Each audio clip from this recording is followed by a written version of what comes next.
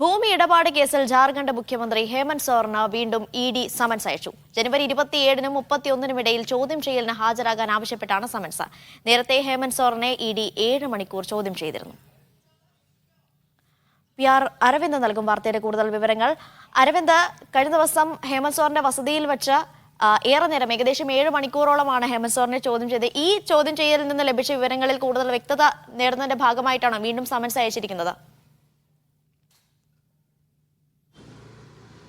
അനീഷ, നേരത്തെ ED 7 notice അയച്ചതിന് ശേഷമാണ് ഹേമന്ത് സോറൻ ചോദ്യം ചെയ്യലിന് തയ്യാറായത്.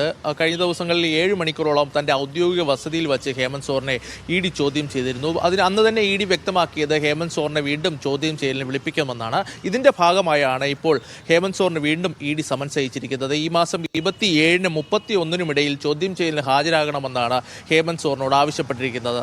നമുക്കറിയാം, നേരത്തെ തന്നെ 7 നോട്ടീസ്, 8ാമത്തെ നോട്ടീസിനാണ് തൻ്റെ വീട്ടിലെത്തി ചോദ്യം ചെയ്യുകയാണെങ്കിൽ താൻ സഹകരിക്കാമെന്ന് ഹേമന്ത് സോറൻ വ്യക്തമാക്കിയിരിക്കുന്നത്. റാഞ്ചി ഭൂമി ഇടപാട് കേസുമായി ബന്ധപ്പെട്ടാണ് ഇഡി ചോദ്യം ചെയ്യൽ പുരോഗമിക്കുന്നത്. ഇത്തരത്തിൽ അനധികൃത വ്യാജരേഖകൾ ചമച്ചുകൊണ്ട് അനധികൃതമായി ഭൂമി കയ്യേറിയെന്നാണ് ഇഡി ആരോപിക്കുന്നത്. ഏകദേശം 15ഓളം പേരെ ഈ കേസുമായി ബന്ധപ്പെട്ട് അറസ്റ്റ് ചെയ്തിട്ടുണ്ട്. 1000 കോടിയിലധികം അഴിമതി ഇതുമായി ബന്ധപ്പെട്ട് ഹേമന്ത് സോറന്റെ അനുമതിയോടുകൂടി നടന്നുവെന്നാണ് ഇഡി ആരോപിക്കുന്നത്. എന്തായാലും ഇതുമായി ബന്ധപ്പെട്ട ചോദ്യം ചെയ്യലിന് ഹാജരാകാനാണ് ഇപ്പോൾ ഇഡി വീണ്ടും ആവശ്യപ്പെട്ടിരിക്കുന്നത്. 27-നും 31-നും ഇടയിൽ വീണ്ടും ഹാജരാകണമെന്നും ആവശ്യപ്പെട്ടിട്ടുണ്ട്. പക്ഷേ ഹേമന്ത് സോറൻ ഇതിനോട് ഇതുവരെ പ്രതികരിച്ചിട്ടില്ല. തൻ്റെ നേരത്തെ തന്നെ 8 നോട്ടീസുകളാണ് ഇഡി അയച്ചത്. 8ാമത്തെ നോട്ടീസ് നൽകിയ മറുപടിയിൽ മാത്രമാണ് തൻ്റെ വീട്ടിലെത്തി ചോദ്യം ചെയ്യുകയാണെങ്കിൽ ചോദ്യം ചെയ്യലിന് സഹകരിക്കാമെന്ന് അറിയിച്ചിരുന്നു. എന്തായാലും ഇഡിയെ ഉപയോഗിച്ചുകൊണ്ട് പ്രതിപക്ഷ പാർട്ടികളെ തകർക്കുവാൻ കേന്ദ്ര സർക്കാർ ശ്രമിക്കുന്നുവെന്ന ആരോപണം തന്നെയാണ് ഇപ്പോൾ പ്രതിപക്ഷ പാർട്ടികൾ ഉയർത്തുന്നത്. ഇതിന്റെ ഭാഗമായി തന്നെയാണ് ഇപ്പോൾ വീണ്ടും ഇഡി നോട്ടീസ് അയച്ചിരിക്കുന്നതെന്നും ഹേമന്ത് സോറൻ ഉൾപ്പെടെയുള്ളവർ